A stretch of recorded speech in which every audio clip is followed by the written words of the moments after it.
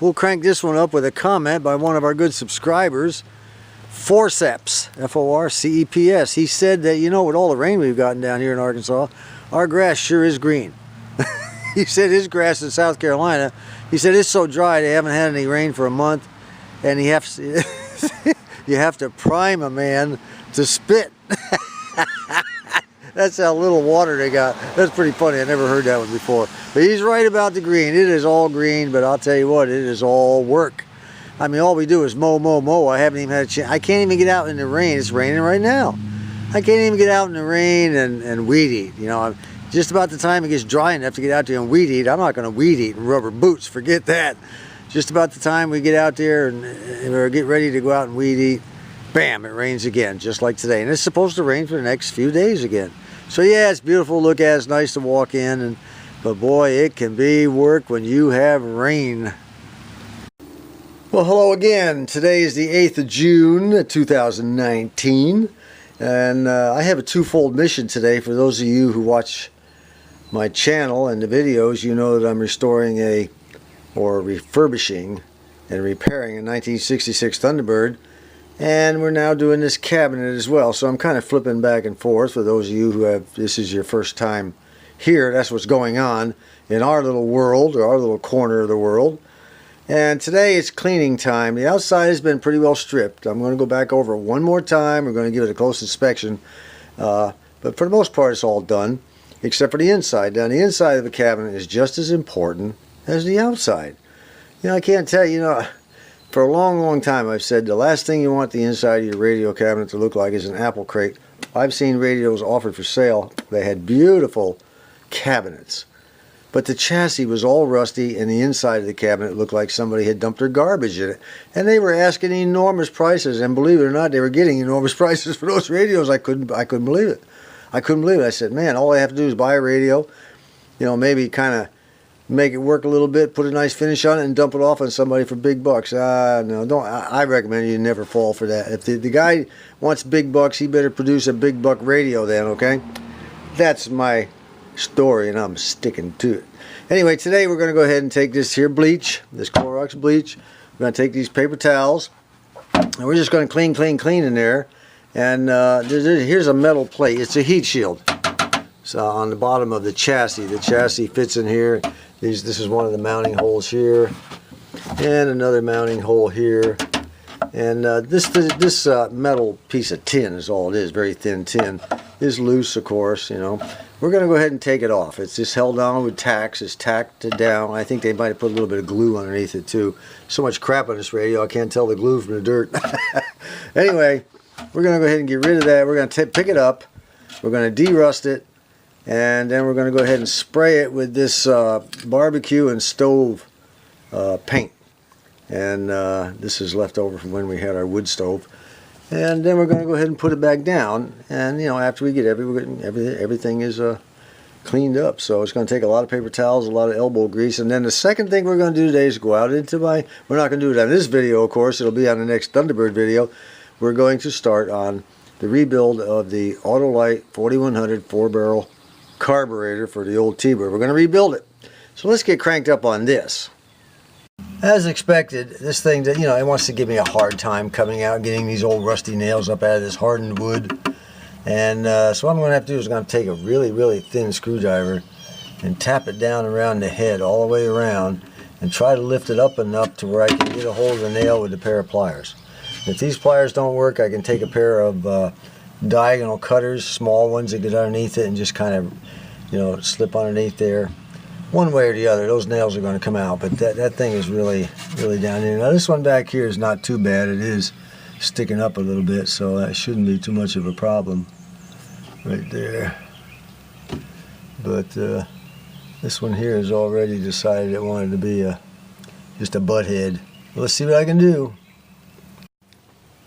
Well, that's over with. It wasn't that difficult to get those nails out. You had to be real careful though, because this thing is really rusted and thin in some spots. When you flip it over, it's shiny on the rear, and but you can really see where the rust spots are. Let me see. We've got heavy rust here. Here it's all the way through. I don't know.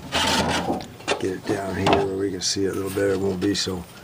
This stuff is pretty much, I could probably trim this edge off right here, and that would give me, the deal is I'd have to expose this mounting hole for the chassis. So I need to, I could probably just run that right down off there and eliminate most of the rust. Then just give it a good heavy coat. Of course, this right here is also torn. I don't know. I could trim that too, maybe. I don't know. I'm going to try to come up with a different piece of metal for it. I don't know if I can. I'll look around. We'll come up with something before it's over. Well, that's about it as far as the cleaning goes. Now, some of you may have wondered, well, why did he use this cleaner and bleach stuff? Well, I used the bleach. Why do you think? Mice had lived in here. Mice had been chewing on this thing. I want to disinfect it as much as I can. And then, of course, the cleaner and bleach combination makes it a whole lot easier. Not only did we have let me see, I found a few other chew marks. This we knew about, and this we knew about, but there's another spot here somewhere where it chewed. Let me see, I think it was, might have just been this corner right here. Seems to me. Anyway, 3 of the braces came off, of course. I expected that. It always happens on these old cabinets. Better to find them and have them come off so I can re-glue them. Now I'll take some sandpaper like this. We'll just lay the paper out and put those on there and run back and forth until I get nice bare wood. And then we'll set it back down in one right there with a bunch of glue on it. Just that I don't have any clamps to clamp it. I'll just have to push it up there, hold it in place for a while, and then just let it sit. And the other 2 came from right here and right there. And we still need one for the bottom, and I'll tell you why, you know, because if you look right here, see if I can get a good focus here. The whole center of the shelf here is going up and down with the brace not being there. That's why they had to have it there. It goes up underneath. Speaking of underneath, now I have to flip the cabinet around to where I can clean up underneath. You want to get the bottom of the bottom shelf also. But before I do that, there's some kind of crap on here. And if I'm going to seal this thing, I don't want to seal that stuff on there. Now I'm going to do my best to try to get it off. Little plastic scraper seems to be doing the job pretty good. Some kind of paint or something, I don't know what it was, but I want to get as much of it off as I can. You know, you wet it all down real good to where this is pine, and it'll soften up really good, even if it is old, and then just take the old plastic scraper. Remember, don't use metal brushes or metal scrapers on these old cabinets. On any kind of old wooden antique radio cabinets, don't use a metal bristle brush. It just and metal scraper.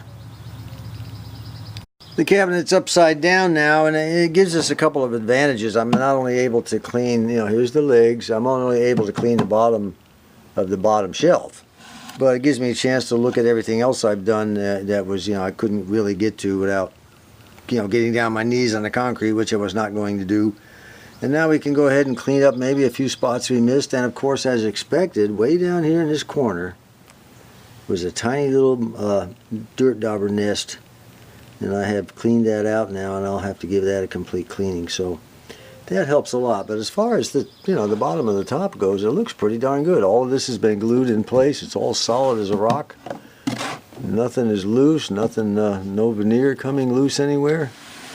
That glue job worked real well. All right, let's get to spraying and cleaning on this one now. Well, of course, you know, in the final cleanup, you know, of the bottom, you know, I was brushing stuff out and getting the corners and everything. In the process of doing that, I found some veneer that was still loose. Look at there, it looks good, but when I started doing it, there again, now's the time to find it. You know, we'll go ahead and glue that stuff up there, and then we'll clamp it, which will give me a chance to go in the house, you know, and have a cup of coffee. You know, I hate that coffee, but somebody's got to rid the world of it, you know, and I've elected myself to be the one to do it. I keep working hard at it, but I'm not seeming to be making any headway. I don't know. I'll give it another try today. Maybe the rest of the month. You know, these little old clamps here, they are cheap Chinese junk. And you know, if you break one, no biggie, you know, you just toss it out. You can always get more for a song.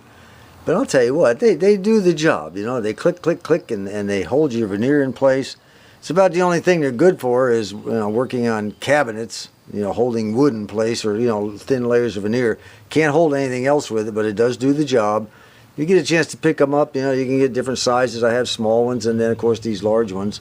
I found that the red ones are stronger and function better than the yellow. Now I don't know if the color has anything to do with it or not, but the red ones are much better. If you next time I buy, I'll try to get all red. Even in the small clamps, the red ones work better. One more thing, when you glue these little support wedges in, or braces, or whatever you want to call them, I always, when I glue them back in, I put plenty of glue. I load them up, I don't care, and then I just push my finger right in the center, just let them glue and dry, just like that. Doesn't bother me to have a little bit of glue sticking out here and there. It's not going to be seen, but what I'm looking for here is strength. Well, that's about it for one day. I've got it all as clean as I can get it. Looks really nice down in there now. It even feels good. As far as this metal piece goes, I don't know. I got to come up with something. The idea, you know, you can reuse things. You want original parts as much as you can get. But eventually, you know, you get carried away with it. You know, this thing has had to lick. I'm going to come up with a piece of maybe some flashing that's just about as wide. I can just roll it out, put some tacks in it. It'll do the same exact thing, and it'll be aluminum, and it won't rust up like this in the future. So that's what I'm looking at right now. Anyway, this cabinet, you know, we've done a lot of work on this thing, but we're only about 80% done. There's a lot of work that needs to be done to it yet. I have to go over it and remove more finish with the stripper. Little strippers, you know, spots here, there, and everywhere that I've been noticing that need to be done again. And then I have to go over it and look for any and all little veneer that might have come loose, or might have a little chip that might have come up here and there.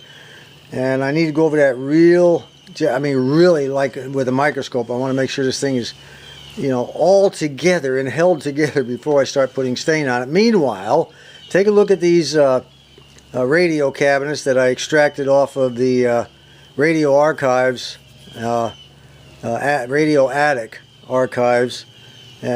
Just a few. I think I'll probably put up about 5.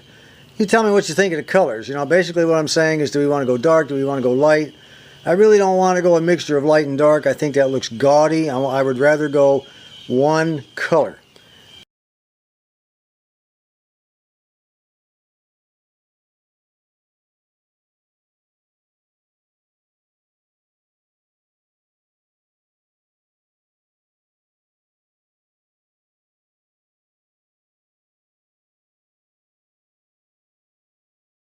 The more I look at the edge of this piece of veneer here, I don't know, you know, I wanted to kind of leave it the way it was, but I mean that looks if it was a tiny little chip or two, it wouldn't bother me a bit, but that's a pretty good sized chip right there. Maybe I can get a little focus here. There we go. That's a pretty good sized chip, and up along the edge here, I don't know. I'm going to have to figure out something on that. I don't